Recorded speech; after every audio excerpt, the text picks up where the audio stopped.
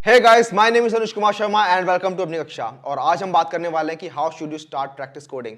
तो सबसे ज़्यादा यार काफ़ी ज़्यादा डाउट्स आते हैं बच्चों के कि भैया कोडिंग की प्रैक्टिस कैसे करें। हमने लूप्स पढ़ लिया, हमने स्ट्रिंग्स पढ़ लिए हैं, हमने एरेज कर लिए हैं, बट हम कोडिंग की प्रैक्टिस कैसे करें। तो आज हम यार वही डिस्कस करने वाले हैं कि आपको कोडिंग की प्रैक्टिस कैसे करनी है। और साथ साथ यार मैंने ये कोर्स जब स्टार्ट किया था तो हमने इसे 3 पार्ट्स में डिवाइड किया था।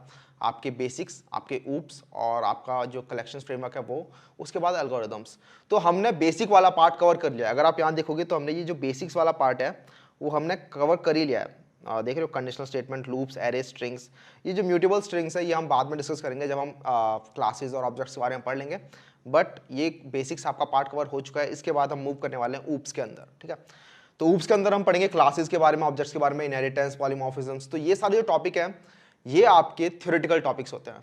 ठीक है, तो ये इंटरव्यू पॉइंट ऑफ व्यू से काफ़ी इंपॉर्टेंट होते हैं। इंटरव्यूज में आपके पूछे जाते हैं क्वेश्चंस, बट आपके थ्योरेटिकल होते हैं तो आपका जो इनके अंदर इंटरेस्ट होता है वो काफ़ी कम ही होता है। ठीक है, तो इसके साथ साथ यार आपको कोडिंग की प्रैक्टिस करनी जरूरी है, वरना आप कोडिंग से फिर छूट जाओगे। अगर आप ये करने लग गए तो इसके साथ साथ आप कोडिंग जो मेन जो आपको प्रैक्टिस करनी है, जिसके बिना आप क्रैक नहीं कर सकते कुछ भी, वो आप छूट जाएगा। तो आपको साथ साथ प्रैक्टिस भी करनी है। तो आज मैं वही डिस्कस करने वाला हूँ यार कि आपको कैसे कोडिंग की प्रैक्टिस स्टार्ट करनी है एज अ बिगनर। ठीक है, आपको अगर कुछ भी नहीं पता कि कैसे स्टार्ट करना है, अगर आप बिल्कुल नए हो तो आपको एज अ बिगनर कहाँ से पढ़ना चाहिए, कैसे करना चाहिए और क्या क्या स्ट्रैटेजीज होती है, वो सारी आज डिस्कस करने वाले हैं। ठीक है, तो ये ऊप्स हैं यार, ये जो हम बाद में करेंगे।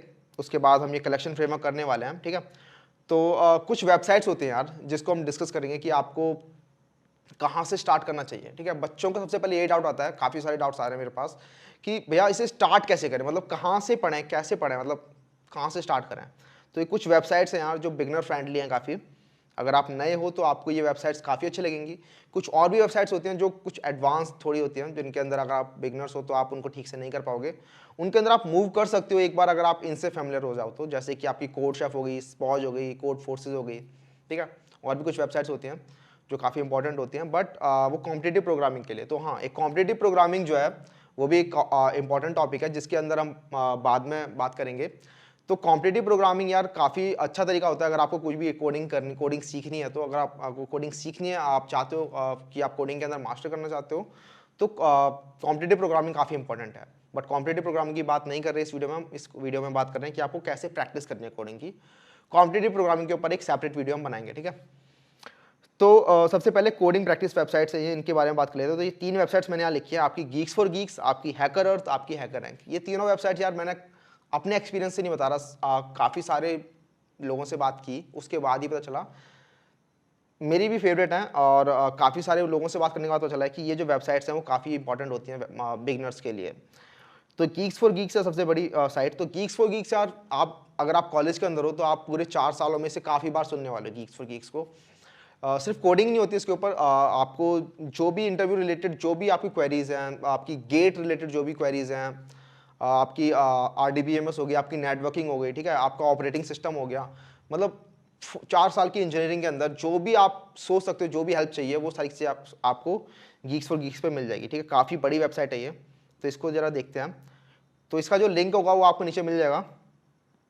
तो आप ये देखोगे ये वेबसाइट काफ़ी बड़ी है। इसके अंदर DS, जितने भी DS होते हैं आपके, लैंग्वेजेस सारी कवर्ड हैं, interview related, student, GATE, quizzes, blogs, पता नहीं क्या क्या इसके अंदर सब कुछ है। ठीक है, तो काफ़ी बड़ी वेबसाइट है यार। तो डिस्ट्रैक्ट नहीं होना है इसके अंदर आपको कि क्या क्या करें क्या ना करें, आज ये कर रहे हो कल वो कर रहे हो, नहीं ऐसा नहीं करना है इसे। मैं आपको पूरा एक पाथ बताऊंगा कि आपको किस तरीके से फॉलो करना है, सिर्फ उस तरीके से आपको इसे फॉलो करना है। ठीक है, तो उसी पाथ को फॉलो करना है, आपको डिस्ट्रैक्ट नहीं होना।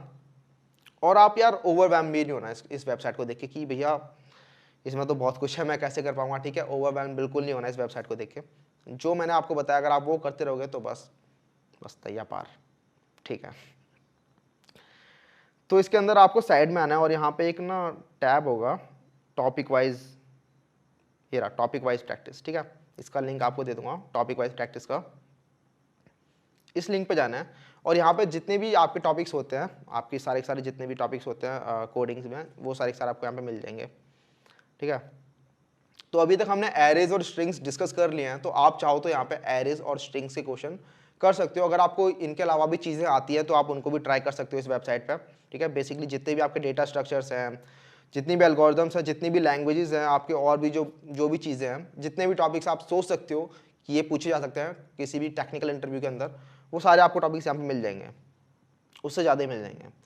ठीक है, तो आपको एरेज के अंदर आना है। जैसे कि आपने एरेज कर लिया तो आप इसके अंदर एरेज के जो क्वेश्चंस हैं वो आप कर सकते हो। एरेज के सारे क्वेश्चंस फिलहाल नहीं करवाओगे आप, ठीक है, क्योंकि उसके अंदर डीएस एल्गो भी बेसिकली एल्गोरिदम्स भी उसमें इन्वॉल्व होंगी, वो हमने नहीं पढ़ी।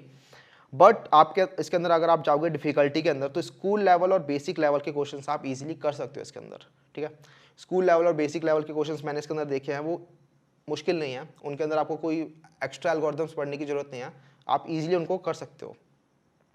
तो उसको करने का क्या तरीका है, तो सपोज कोई भी क्वेश्चन देख लेते हैं, ऐसे रोटेट डायरेक्ट इस क्वेश्चन के अंदर जाता हूं मैं।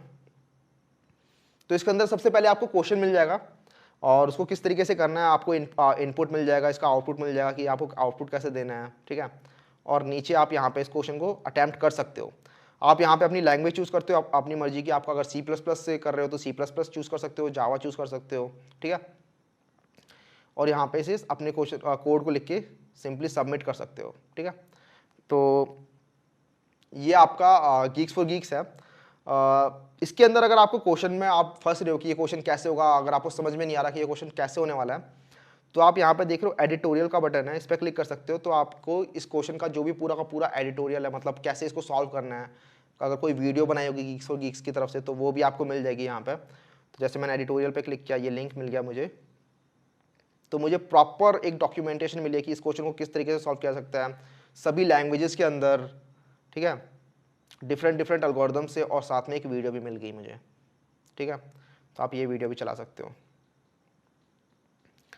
तो बेसिकली ये आपका था गीक्स फॉर गीक्स। इसके अंदर आपको जाके एरेस के क्वेश्चंस करने हैं। ठीक है, तो एरेस के क्या सारे क्वेश्चन करने हैं, तो सारे के सारे क्वेश्चंस नहीं करने हैं आपको। बेसिकली अगर आप इजी क्वेश्चंस कर पा रहे हो और बेसिक्स क्वेश्चन कर पा रहे हो, उसके बाद ही आपको डिफिकल्टी लेवल इंक्रीज करना है। आपको पहले से इसके अंदर मीडियम या हार्ड लेवल क्वेश्चंस नहीं करने हैं।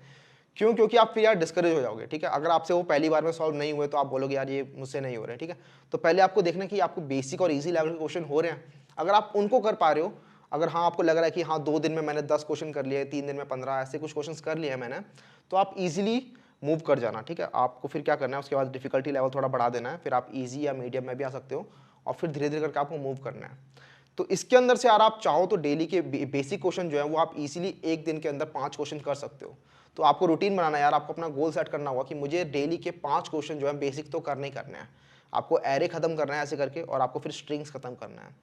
जब तक आप ये कर पाओगे तब तक हम अपना ऊप्स के अंदर भी मूव कर चुके होंगे, ऊप्स हमारा खत्म हो चुका होगा तब तक। उसके बाद हम बाकी डेटा स्ट्रक्चर्स कवर करेंगे, तो आपको उनकी भी प्रैक्टिस फिर यहाँ से आप कर सकते हो ईजिली।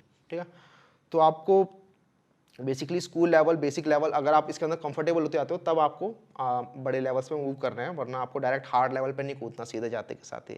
ठीक है, और आप यहाँ पे देख सकते हो कि इन क्वेश्चंस को किस किस कंपनी में पूछा जा चुका है, कौन कौन सी एल्गोरिदम्स यूज़ हो रही हैं। तो आपको बेसिकली वही एल्गोरिदम्स देखनी है जो आपको फेमिलराइज हो, जिनके साथ आपको पता है कि हाँ मैं ये तो कर ही सकता हूँ। ठीक है, तो सिर्फ वही करना है, ज़्यादा कुछ उठाना नहीं है इनमें से। और अगर नहीं होता कोई क्वेश्चन तो आपके पास एडिटोरियल तो हमेशा ही है। कई बार किसी किसी क्वेश्चन में एडिटोरियल भी नहीं होता, तो आप दूसरों के सबमिशंस देख सकते हो। अगर आपसे वो भी नहीं होता तो आप यार इंस्टाग्राम पे पूछ सकते हो। ठीक है, तो ये यार आपकी गीक्स फॉर गीक्स वेबसाइट हो गई। ठीक है, ये गीक्स फॉर गीक्स वेबसाइट जो है वो काफ़ी बड़ी है। ठीक है, इसमें काफ़ी सारे क्वेश्चंस हैं। अगर आपको लगता है कि काफ़ी सारे क्वेश्चंस हो गए भैया ये तो समझ में नहीं आ रहा क्या करना है इसके अंदर, मैंने आपको वैसे बता दिया कि आपको एरेस के अंदर कहाँ कहाँ से क्वेश्चन करने हैं, स्ट्रिंग्स के अंदर ये क्वेश्चंस करने हैं, आपको इसके अंदर डिस्ट्रैक्ट नहीं होना है। लेकिन अगर आपको फिर भी कुछ छटे हुए क्वेश्चन चाहिए कि मुझे तो बस इतने क्वेश्चंस करने हैं, मैं चाहता हूँ कि इतने क्वेश्चंस हों, तो आप ये दूसरी वेबसाइट में मूव कर सकते हो, हैकर अर्थ। तो ये भी काफ़ी अच्छी वेबसाइट है। बेसिकली आपको अगर कॉम्पिटिटिव प्रोग्रामिंग करनी है, और भी अगर आपको अगर लर्निंग भी करनी है तो लर्निंग के लिए भी काफ़ी अच्छी वेबसाइट है ये। तो आप इसके अंदर देख रहे हो यहाँ पे चैलेंजेस आते रहते हैं इसके अंदर। अभी इसके अंदर हमें जाना नहीं है फिलहाल चैलेंजेस के अंदर। अगर आप बिगिनर्स हो तो फिलहाल आप चैलेंजेस के अंदर नहीं जाओ तो बेटर होगा, मैं रिकमेंड करूँगा। क्योंकि यार चैलेंजेस के अंदर आप जाओगे फिर आप इसके अंदर जाके देखोगे कि जो सीनियर्स होते हैं आपके, बेसिकली वो भी इन चैलेंजेस के अंदर पार्टिसिपेट कर रहे होते हैं। उन्होंने पहले ये क्वेश्चंस कर रखे होते हैं, उनको पता होता है कैसे इनको हैंडल करना है, तो वो जल्दी जल्दी क्वेश्चंस कर रहे होंगे और आपसे नहीं हिल रहा हो कुछ भी। ठीक है, तो आप खामखा वहाँ से भी डिप्रेस हो रहे होगे। ठीक है, तो आपको इसके अंदर मूव करना है। लेकिन अगर एक बार आप प्रैक्टिस कर लोगे क्वेश्चंस की कि हाँ ऐसे क्वेश्चंस होते हैं, उसके बाद आप जरूर कॉम्पिटिटिव प्रोग्रामिंग के अंदर मूव करना है आपको। ठीक है, मैं आपको खुद ही रिकमेंड करूंगा उसके बाद कि आपको कॉम्पिटिटिव प्रोग्रामिंग में जंप करना है, लेकिन आप डायरेक्टली जंप ना ही करो तो बेटर होगा। ठीक है, तो इसके अंदर ये कॉम्पिटिटिव कॉम्पिटिशन्स होते रहते हैं, उनके अंदर नहीं जाते हम, बेसिकली प्रैक्टिस के अंदर जाते हैं, ठीक है। ये प्रैक्टिस सेक्शन होगा, इसका लिंक आपको मिल जाएगा। तो इसके अंदर प्रैक्टिस के अंदर जाके आपको डेटा स्ट्रक्चर में जाना है, और यहाँ पे देख रहे हो जैसे 1D एरे, यहाँ पे stacks, queues, hash tables, link list, trees, जितने भी डेटा स्ट्रक्चर्स हो सकते हैं जिनके बारे में हम बाद में बात करेंगे, वो सारे दे रखे हैं। बट यहाँ पे 1D एरे दे रखा है आपको, मल्टी डायमेंशनल एरे दे रखा है, इनकी आप इजीली देख सकते हो इनको। तो इनका ये थोड़ा सा डॉक्यूमेंटेशन देते हैं, उसके साथ साथ यहाँ पे एक प्रॉब्लम्स भी देते हैं ये, ठीक है। तो इनकी कुछ गिनी चुनी प्रॉब्लम्स होते हैं, बेसिकली ज़्यादा प्रॉब्लम्स होती हैं इनके पास, 1 2 3, इनके शायद 3 ही पेजेस हैं। उसके अंदर आपको डिफिकल्टी लेवल आपको सबसे पहले वेरी इजी सेलेक्ट करना है। वेरी इजी के अंदर शायद 2-3 ही क्वेश्चन होंगे, हाँ, ज़्यादा क्वेश्चंस नहीं है।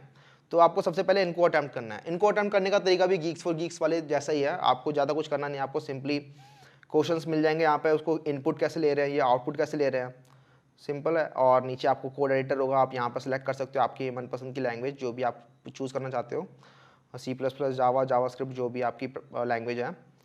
और नीचे अटैम्प्ट कर सकते हो और सबमिट कर सकते हो सिंपली क्वेश्चन को। और एडिटोरियल में आपको यहाँ पे मिल जाएगा, अगर आपसे क्वेश्चंस नहीं हो रहा, आपको लग रहा है कि क्वेश्चन हो गया है, फिर भी आप चाहते हो कि हाँ, अगर आपसे क्वेश्चन हो भी जाता तो भी आपको देखना चाहिए एडिटोरियल का सोल्यूशन। आपने अगर सपोज क्वेश्चन कर लिया, फिर भी आपको एडिटोरियल का सोल्यूशन देखना चाहिए, क्या पता उसके अंदर कुछ अच्छी टेक्निक यूज़ रखी हो, ठीक है। तो मैं रिकमेंड करूँगा कि आप अगर क्वेश्चन कर भी लेते हो, या फिर किसी कॉम्पिटिशन के बाद भी आप कोई क्वेश्चन कर लेते हो, तो फिर भी उसका एडिटोरियल आके एक बार जरूर देखो। तो उसका आपको एडिटोरियल आके देखना है कि किस तरीके से इस क्वेश्चन को अटैम्प्ट किया गया था, ठीक है। तो एक अच्छी वेबसाइट है ये। तो यहाँ से आप 1D एरेज इजीली प्रैक्टिस कर सकते हो। मैं यहाँ देख रहा था, यहाँ पे स्ट्रिंग्स इन्होंने ऐसे दे नहीं रखा डेटा स्ट्रक्चर के अंदर। तो अगर आपको स्ट्रिंग्स को ढूंढना है तो स्ट्रिंग्स आपको यहाँ एल्गोरिदम्स के अंदर मिलेंगे, डेटा स्ट्रक्चर के अंदर इन्होंने नहीं दे रखे।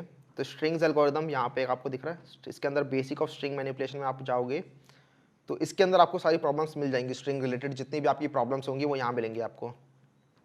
तो सिंपली यहाँ भी आपको वेरी इजी करना है पहले। अगर आपसे वेरी इजी वाले हो रहे हैं, उसके बाद आप इजी में मूव करोगे, इजी होने लगे तो मीडियम में, उसके बाद फिर अगर वो भी होने लगे तो हार्ड में मूव कर जाओगे। अगर आपसे हार्ड हो रहे हैं तो वेल एंड गुड, काफ़ी अच्छी बात है आपसे अगर हार्ड पहले होने लगे, ठीक है।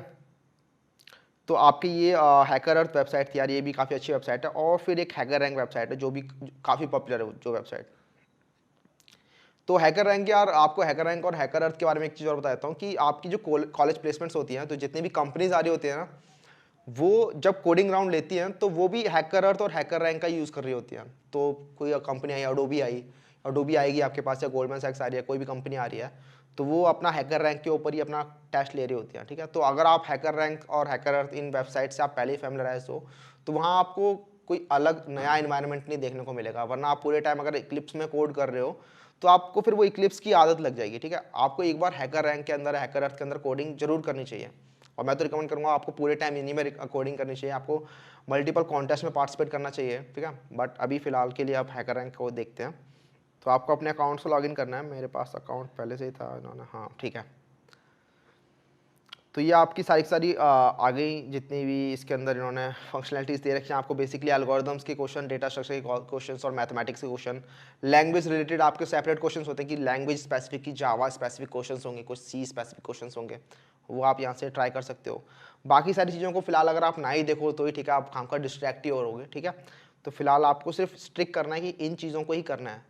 एज अ बिगनर यार काफ़ी ज़्यादा डिस्ट्रैक्टिंग हो जाती है चीज़ें, ठीक है। मैं आपको अपने एक्सपीरियंस से बता रहा हूँ, आप जब बिगनर होते हो तो आप चीज़ें देखते रहते हो, यहाँ पे अच्छा ये है, ये है, ये है, तो आप बस देखते ही रहते हो, आप कुछ करते नहीं हो, ठीक है। तो एज अ बिगनर आपको डिस्ट्रैक्शन से बचना है और जो पाथ बताया जा रहा है फिलहाल उसको फॉलो करना है आपको, सिंपल। तो डेटा स्ट्रक्चर के अंदर मूव करके यहाँ पे आप देख रहे हो एरेज के क्वेश्चन हैं और भी मल्टीपल चीज़ों के क्वेश्चन है। तो आप यहाँ पे आके अपना सिंपल सॉर्ट कर सकते हो, फिल्टर कर सकते हो कि मुझे एरेज के क्वेश्चन चाहिए, मुझे ईजी वाले चाहिए।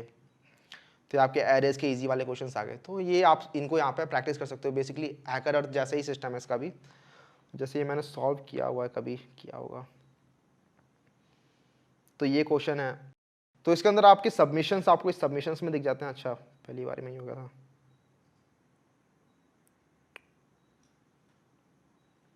ठीक है।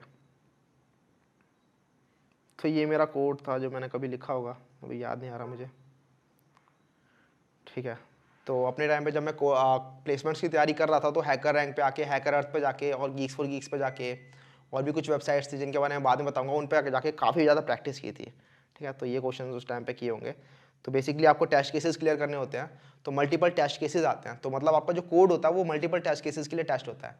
तो आपको ये नहीं कि आपने क्वेश्चन सॉल्व किया, सपोज आपको स्ट्रिंग को रिवर्स करके देना है, ठीक है। तो स्ट्रिंग को रिवर्स करना है तो आप एक स्ट्रिंग नहीं मिलेगी आपको, कोई छोटी स्ट्रिंग मिलेगी, कोई बड़ी स्ट्रिंग मिलेगी, कोई काफ़ी बड़ी स्ट्रिंग मिलेगी, कोई एम्प्टी स्ट्रिंग मिलेगी। तो ये सभी चीज़ें जो होती हैं वो आपकी टेस्ट केसेस होती हैं। तो आपका जो कोड होता है वो इन सभी टेस्ट केस को पास करना चाहिए। कोई भी आपका ऐसा टेस्ट केस नहीं होना चाहिए कि इसको पास नहीं कर रहा। सपोज आपने कोई बेकार से एल्गोरिथम लिख दी जो वो n क्यूब में जा रही है, तो उसके अंदर जैसे वो छोटी छोटी स्ट्रिंग्स के लिए तो वैलिड होगी, लेकिन जैसे उसके अंदर कोई बड़ा स्ट्रिंग पास करेंगे वो, तो उसके अंदर वो ज़्यादा टाइम लेगी प्रोसेस करने में। तो अगर आपकी एल्गोरिथम अगर ज़्यादा टाइम ले रही होती है तो वहाँ पे एक TLE करके एरर आता है, टाइम लिमिट एक्सीडेड, ठीक है। तो इनके अंदर शायद 4 सेकंड या लैंग्वेज पे डिपेंड होता है कि कितना आपका कोड जो है वो टाइम लेना चाहिए। तो अगर वो टाइम से एक्सीड हो जाता है आपका कोड तो आपका टाइम लिमिट एक्सीडेड एरर भी आता है। तो आपको ध्यान में रखना होता है कि आपका जो कोड है वो कितना एफिशिएंट है। आपको O ऑफ n क्यूब से O ऑफ n स्क्वायर में लाना है, या O ऑफ n स्क्वायर से O of n log n में लाना है, या फिर O ऑफ n में लाना है, O ऑफ 1 में लाना है। तो वो आपको देखना होगा। तो वो सब हम डिस्कस करेंगे यार, हम एल्गोरिथम्स करेंगे। तो सारी की सारी एल्गोरिथम्स देखेंगे कि कैसे एल्गोरिथम्स जो होते हैं वो आपके कोड को इंप्रूव कर रही होती हैं। तो यहाँ पे आके आप कोडिंग प्रैक्टिस कर सकते हो। तो आपको ये 3 वेबसाइट्स होगी। गीक्स फॉर गीक्स काफ़ी अच्छी वेबसाइट है, काफ़ी सारे क्वेश्चंस होते हैं इसके ऊपर।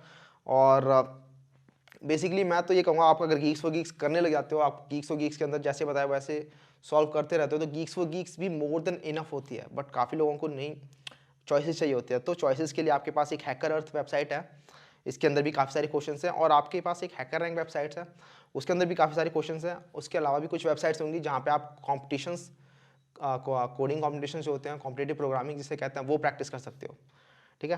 तो उन सब के बारे में हम बाद में बात करेंगे फिलहाल। तो ये 3 वेबसाइट्स होगी आपकी, ठीक है। तो अब आपको पहला जो डाउट था बच्चों का कि भैया कहाँ से स्टार्ट करें, कहाँ से कोडिंग करें, वो तो पता ही नहीं है, तो वो तो सॉल्व कर दो। तो वो डाउट आपका यहाँ पे क्लियर हो गया होगा कि आपको ये 3 वेबसाइट्स दे दी, इनके अंदर मैंने बता दिया क्वेश्चंस कहाँ से सॉल्व करने हैं, वो आप इजीली जा जाके वहाँ पे क्वेश्चन सॉल्व कर सकते हो, ठीक है। पहला डाउट क्लियर हो गया। अब दूसरा यार कि कैसे करें, मतलब कैसे स्टार्ट कैसे करें, ठीक है। तो सबसे पहले तो मैंने बता दिया आपको बेसिक जो सबसे छोटे क्वेश्चन होते हैं, जो सबसे टुच्चे जिन्हें कहते हैं, वहाँ से स्टार्ट करना है, ठीक है। बिल्कुल बिगनर ईजी लेवल वाले क्वेश्चन करने हैं, जिससे कि आपको क्या होगा, आपका कॉन्फिडेंस बिल्ड होगा, ठीक है, कॉन्फिडेंस बिल्ड होगा। और आप जब उन्हें सॉल्व करोगे, अगर आप डायरेक्टली हार्ड क्वेश्चंस पर जंप कर जाओगे तो आपको लगेगा यार ये क्वेश्चन तो होते ही नहीं है, ये नहीं होंगे हमसे, तो आप फिर उनको छोड़ भी दोगे। तो नहीं, ऐसा नहीं करना, आपको बेसिक बिगनर लेवल से स्टार्ट करने हैं क्वेश्चंस, ठीक है, सबसे पहला पॉइंट। और दूसरा पॉइंट यार ये है कि आपको एक गोल सेट करना है, ठीक है। आपको एक गोल सेट करना है कि आपको इतने घंटे कोडिंग करने हैं, या फिर इतने क्वेश्चंस तो आपको डेली के करने ही करने हैं। तो सपोज आप एक गोल सेट कर लेते हो कि भैया मैं 10 क्वेश्चन करूंगा रोज के, या 15 क्वेश्चन करूंगा। तो आपको एक अनरियलिस्टिक गोल भी सेट नहीं करना है, आपको एक ऐसा गोल सेट करना है कि अगर आप उस तक ना भी पहुंच पाओ तो भी आपको बुरा ना लगे, ठीक है। सपोज आपने गोल सेट कर लिया कि मुझे रोज के 6 क्वेश्चन करने हैं, अगर आप 6 नहीं कर पाते, रोज के 4 भी कर लेते हो तो भी काफी अच्छी बात है, ठीक है। तो आप ट्राई तो करो कि 6 क्वेश्चन रोज के रोज सॉल्व कर लो, या फिर ट्राई करो कि रोज के रोज आप 4 घंटे तो कोडिंग करो ही करो। बट अगर आप 4 घंटे भी नहीं कर पाते, 2 घंटे भी कर लेते हो, तो आपके लिए वो काफी अच्छी बात है। तो यार आप कॉलेज के अंदर हो, मैं अज्यूम कर रहा हूँ कि अभी आप कॉलेज के अंदर हो, तो कॉलेज के अंदर आपके 2-4 घंटे आप कोडिंग के लिए इजीली निकाल सकते हो, ठीक है। आपको 2 घंटे तो एटलीस्ट निकालने चाहिए अपने कॉलेज के अंदर। आप फर्स्ट ईयर से अगर आपने कोडिंग के अंदर 2 घंटे अपने डेली के दे दिए, तो वो सेकंड ईयर में आते आते, थर्ड ईयर में आते आते वो कितने बड़े हो जाएंगे, वो आपको भी थर्ड ईयर में आने के बाद रियलाइज हुआ कि आप कंपनीज में कैसे आप क्रैक करे जा रहे हो, ठीक है। तो आपको तब रियलाइज होता है। तो आपको अभी से एफर्ट डालना पड़ेगा, आपको अभी से 2-2 घंटे अपने तो देने ही पड़ेंगे, ठीक है। तो आप इजीली, आपको एक गोल सेट करना है कि मुझे इतने क्वेश्चंस करने ही करने हैं। आपको पता है कहाँ से क्वेश्चंस करने हैं, आपको वो क्वेश्चंस उठाने हैं, लाइन बाय लाइन आपको वो क्वेश्चंस सॉल्व करते जाना है, ठीक है। अब एक और बात कि जो क्वेश्चंस आप उठाते हो उन क्वेश्चंस को आपको खत्म करना ही करना है। अगर अभी आप थर्ड ईयर में होते या फिर आपकी कंपनीज आने वाली होती, तो मैं आपको ऑपोजिट एडवाइस देता कि अगर आपके क्वेश्चंस नहीं हो रहे हैं तो आप उसको छोड़ो, अगले क्वेश्चन पे मूव करो। लेकिन अगर आप फर्स्ट ईयर के अंदर हो, ठीक है, अगर आप सेकंड ईयर के अंदर हो, तो आप जब भी कोई क्वेश्चन उठाते हो तो उसे ट्राई करो कि उसे खत्म करो। अगर आपको वो नेट पे कहीं नहीं मिल रहा है तो आप अपने फ्रेंड्स के साथ डिस्कस करो, आप उसे टीचर्स से जाके पूछो, आप यार मुझे पूछो कि भैया इस क्वेश्चन को कैसे सॉल्व करें। तो जो भी क्वेश्चंस आपको दिखते हैं उसको पूरा का पूरा खत्म करने का ट्राई करो, ठीक है। और उसके बाद अगर वो क्वेश्चन आपको अच्छा लगता है, कि आपको लगता है यार ये क्वेश्चन काफ़ी इंपॉर्टेंट था, इसके अंदर कोई जो कंसेप्ट यूज हुआ है वो काफ़ी अच्छा कंसेप्ट था, तो उसको नोट करो, ठीक है। एक डायरी बना लो या एक नोटबुक बना लो, उसके अंदर आप उस क्वेश्चन को नोट करो कि उसके अंदर क्या कंसेप्ट यूज हुआ था, जिससे कि आपको आगे हेल्प होगी कि यार ये इंपॉर्टेंट तरीके होते हैं कुछ, और आप देखोगे यार कि कुछ सेट ऑफ रूल्स हैं। अगर आप एक बार काफ़ी सारी प्रैक्टिस कर लेते हो ना क्वेश्चंस की, तो आप देखोगे जितने भी क्वेश्चंस अलग अलग कॉम्पिटिशन्स में आ रहे हैं ना, वो उन्हीं सेट ऑफ रूल्स को फॉलो कर रहे हैं बार बार। कभी ये यूज़ हो रहा है, कभी ये यूज़ हो रहा है, कभी ये यूज़ हो रहा है, ठीक है। कुछ अलग से कोई एकदम बाहर से क्वेश्चन नहीं आ रहा होता, ठीक है। कोई अलग से कोई एल्गोरिथम यूज़ नहीं हो रही होती। तो आपको जो कुछ फंडेज आपको यहाँ से आपको खुद से मिल रहे हैं, या फिर कोई जैसे मैं आपको बता रहा हूँ, वो आपको अगर अच्छे लगते हैं, आपको लगता है ये इंपॉर्टेंट है, और आप किसी क्वेश्चन में उसे देखते हो, तो उसको नोट कर लो। बेसिकली जो भी आपको चीज़ अच्छी लगे उसे नोट करो, ठीक है। ये हो गया। उसके बाद एक सबसे इंपॉर्टेंट टिप जो मैं आपको दूंगा यार, वो ये कि आपको पेयर में कोडिंग करनी चाहिए, ठीक है। पेयर का मतलब आपको एक अपने जैसे एक फ्रेंड ढूंढना है जो कि कोडिंग करना चाहता है। अभी आप फर्स्ट ईयर में, आपको एक फ्रेंड ढूंढना है और उसके साथ मिलके आपको कोडिंग करनी है। साथ में मतलब आपको पूरे टाइम आपके दिमाग में प्रोग्रामिंग ही चलती रहनी चाहिए, कि अगर आप घर जा रहे हो, साथ में अगर जाते हो, तो पूरे टाइम बात करते रहो कि यार आज ये क्वेश्चन सॉल्व करेंगे, आज मिलके ये करने वाले हैं, आज हम इसका ट्राई करेंगे, ठीक है। और कि ये कंपटीशन चल रहा है, इसके बारे में क्या करना है, और कि ये हैकाथॉन चल रहे हैं, इसके बारे में क्या करना है। तो मैं अपना बता रहा हूँ यार, मैं और मेरा फ्रेंड जो अभिषेक है, आपको C++ जो पढ़ा रहा है, हम दोनों साथ साथ कॉलेज जाते थे, हम दोनों साथ साथ कार में जाते थे। तो हम पूरे टाइम डिस्कस करते रहते थे कि यार आज ये कोडिंग करने वाले हैं, ये प्रॉब्लम सॉल्व करने वाले हैं। उसके बाद अगर आपको टाइम नहीं मिलता, घर पे आने के बाद, घर पे जाने के बाद सेपरेट हो जाते हो, तो कॉलेज के अंदर ही आप 2 घंटे निकाल सकते हो। आप कॉलेज में पढ़ रहे हो, अपने जो आपकी कैंटीन्स हो गई, आपके जो एक्टिविटी सेंटर होते हैं, उसके अंदर बैठ के आप कोडिंग कर सकते हो, ठीक है। वहाँ पे बच्चे, लाइब्रेरीज हो गई, आप वहाँ पे बैठ के आप इजीली कोडिंग कर सकते हो। डेली के 2 घंटे निकाल सकते हो। आप साथ में होते हो, 2 लोग साथ में होते हो, तो वहाँ से आपको और अंदर भी कॉम्पिटिशन एक जागता है कि हाँ यार, आज इसने इतने सारी कर लिया, आज मुझे इतने करने हैं, ठीक है। वहाँ से पुश मिलता है एक। और एक और इम्पॉर्टेंट बात यार, कि इस जो आपको एक जो पेयर बना रहे हो, उसके अंदर आप ज़्यादा से ज़्यादा 3 लोग रखो, ठीक है। 3 के बाद तो केओस हो जाता है, ठीक है। तो you have to code not chaos, ठीक है, इसको दिमाग में रखना है। तो 3 के बाद अगर 4 होते हैं तो 4 नहीं, आप फिर 2-2 के पेयर बनाओ, ठीक है। ये इंपॉर्टेंट है काफ़ी, आपको मैक्सिमम 3 तक के पेयर बनाना है, क्योंकि 3 के बाद मैंने भी नोटिस किया कि 3 के बाद तो फिर वो नहीं हो पाती, वो कोडिंग नहीं होती, उसके बाद तो फिर मज़े ही चल रहे होते हैं। तो आपको वो दिमाग में रखना है कि आपको 2 या 3 से ज़्यादा नहीं रखना। तो आपको पता चल गया क्वेश्चंस कहाँ से करने हैं। आपको मैंने बता दिया कि क्वेश्चन जो आप पकड़ रहे हो उसे ख़त्म करना ही करना है, आपको पेयर में कोडिंग करनी है। उसके बाद कुछ वेबसाइट्स होती हैं जहाँ पे अगर आपको लगता है कि हाँ आप मैंने कोडिंग कर लिया, वहाँ पे आप कंपटीशन भी दे सकते हो। तो कुछ आप चाहो तो लाइव कंपटीशन दे सकते हो। जैसे आप हैकर अर्थ पे आए, तो हैकर अर्थ पे एक होता है कोड अरीना। तो आप अगर आप चैलेंजेस के अंदर जाओगे, तो एक कोड अरीना करके आता है। वहाँ पे आपका क्या होता है, लाइव आपका 1-on-1 किसी और के साथ एक मैच हो रहा होता है, ठीक है। लाइव मतलब वो भी क्वेश्चन वही सॉल्व कर रहा होता है जो आप क्वेश्चन सॉल्व कर रहे होते हो, और जो पहले क्वेश्चन सॉल्व कर लेता है उसको पॉइंट्स मिल जाते हैं। तो आप सबसे नीचे जाओगे तो यहाँ पे एक कोड अरीना मिल जाएगा आपको। तो इसको करने में काफ़ी थ्रिल आता है यार, कि भाई मैंने इतने क्वेश्चन कर लिए, ठीक है, तो इतनी फाइट्स जीत ली मैंने। तो आप यहाँ से स्टार्ट करो। देखो अब 188 फाइटर्स अभी भी ऑनलाइन है, तो आप यहाँ से स्टार्ट फाइट करोगे तो आपका किसी ना किसी के साथ ये एक फिक्स कर देगा मैच। आपका 30 मिनट्स का या 45 मिनट्स का, जो भी क्वेश्चन की डिफिकल्टी होगी उस हिसाब से आपका सेट हो जाएगा। तो अगर आप बिगिनर हो तो आपको सबसे पहले बिगिनर्स के साथ ही वो मैच करेगा, और बिगिनर लेवल का क्वेश्चन आपको मिलेगा, आपको वो सॉल्व करना है। और आप चाहो तो अपने फ्रेंड्स के साथ, ऐसे ही अपने फ्रेंड्स के साथ एक दूसरी वेबसाइट है कोड फाइट करके, वहाँ पर अपने फ्रेंड्स के साथ आप रियल टाइम मैच कर सकते हो। तो वो काफ़ी अच्छी चीज़ है, ठीक है। तो वहाँ से कॉम्पिटिशन जागता है। तो वहाँ से आप जब आप कॉम्पिटिशन कर रहे होते हो, तो वहाँ से जो कोडिंग की प्रैक्टिस होती है, वहाँ से जो कोडिंग प्रैक्टिस होती है, वो सबसे अच्छी प्रैक्टिस होती है। तो ये आपकी कुछ टेक्निक्स होती हैं जिससे कि आप कोडिंग प्रैक्टिस कर सकते हो, ठीक है। तो आई होप यार आपको समझ में आ गया होगा कि कैसे कैसे करके कोडिंग करनी है। आने वाली वीडियोस में मैं बात करूंगा आपको कि ऊप्स कंसेप्ट कैसे करने, क्लासेस, ऑब्जेक्ट्स, बेसिकली इंटरफेसेस, आपके इनहेरिटेंस, आपके पॉलीमॉर्फिज्म, जितने भी आपके इंटरव्यू रिलेटेड क्वेश्चंस होते हैं, इनके अंदर उस पॉइंट ऑफ व्यू से इनको डिस्कस करेंगे, ठीक है। और उसके बाद हमारी लिंक लिस्ट और एरे जो बेसिक कलेक्शंस फ्रेमवर्क होता है उसको डिस्कस करेंगे। उसके बाद हम एल्गोरिथम्स में जंप करेंगे, ठीक है। तो कोडिंग की प्रैक्टिस करते रहना यार तब तक, ठीक है। तो तब तक के लिए चलते हैं। See ya, have a good day, bye.